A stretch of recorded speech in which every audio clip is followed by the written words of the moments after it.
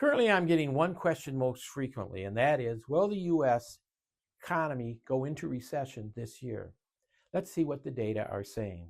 The Bureau of Economic Analysis reported that the U.S. gross domestic product contracted by 0.3% in the first quarter of this year. This decrease primarily reflects an increase in imports and a decrease in government spending. Imports increased a whopping 41.3%. Much of that increase in imports and tariffs is tariff related as companies and consumers scramble to make big ticket purchases before the tariffs kick in and prices increase. In addition, government spending decreased 1.4% on a quarter-over-quarter basis, the first decline since Q2 2022. Contributions to subsectors reveal that increases in imports subtracted 4.5% from GDP growth in the first quarter, while at the same time, cuts to federal consumption and investment lowered GDP by an additional 0.3%. And based on current administration's plans for cuts to federal workforce and spending, the government sector promises to be a headwind to economic growth through the remainder of the year. A closer look at the positive contributions from non-residential investment sector reveals yet another anomaly. Investment in equipment jumped by 22.5% compared to a 10-year average of just 6.8%. This is another example of how companies made purchases in front of the tariffs to beat the anticipated price increases. While at first glance this behavior could be interpreted as positive for improvements in production and productivity, pulling spending forward will ultimately have a negative impact on investment spending for the remainder of the year. Positively, employers added 177,000 jobs in April. However, employment is a lagging indicator of a recession.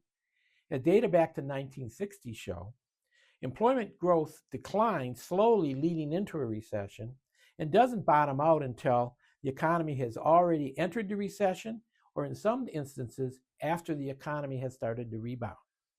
History tells us that no one truly knows when a recession has begun.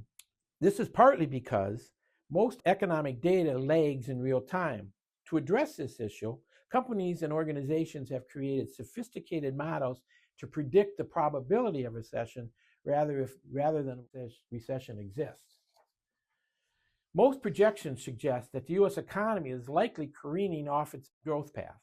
The probability of recession has increased from 37% in March to 53% in early May.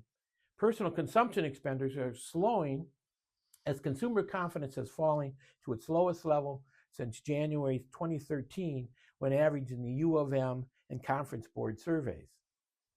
Even with falling inflation, the real disposable income growth has averaged just 1.5% year over year in the first quarter of 25, compared to 3.4% for the same period a year ago. In addition, inflation expectations have soared in recent months.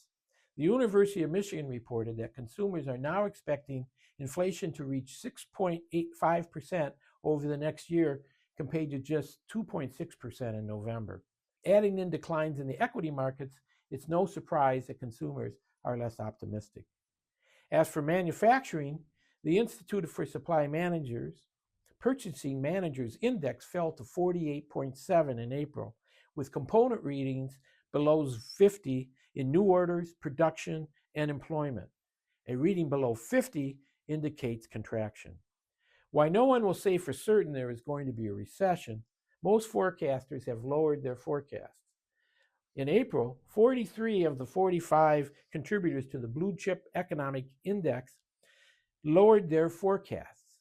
Given the trends in the data, I have lowered my forecast for 2025 to 1.2% and for 2026 to 1.5% growth on a year-over-year basis, compared to February's forecast of 2.5% and 2.1% respectively.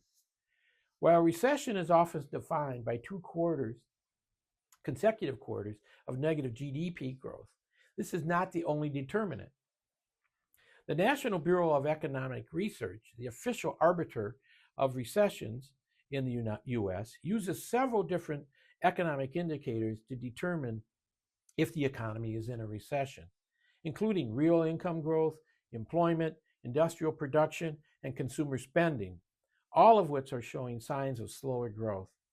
That said, the economy could have 2 consecutive quarters of real GDP decline, yet not see a significant enough decline in other indicators to warrant a recession.